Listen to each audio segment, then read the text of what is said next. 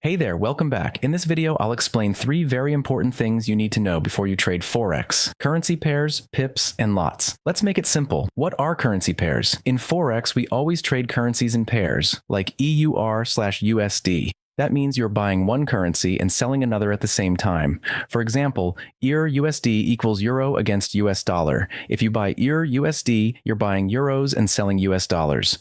If you sell EUR/USD, you're selling euros and buying dollars. Popular pairs include EUR/USD, GBP/USD, USD/JPY. What is a pip?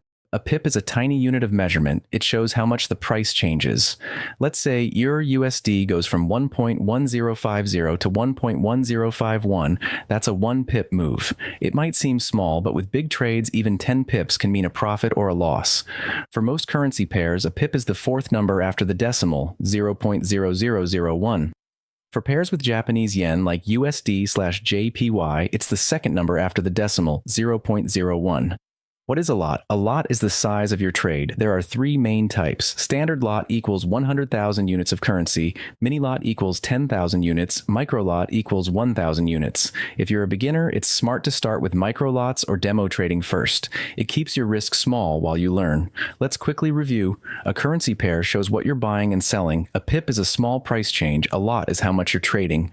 Understanding these three helps you make smarter trades. Thanks for watching. Now you understand the basic terms every Forex trader needs to know. Up next, how to choose a trusted Forex broker. Don't miss it. Like, comment if you have questions, and subscribe for more easy Forex lessons. See you in the next video.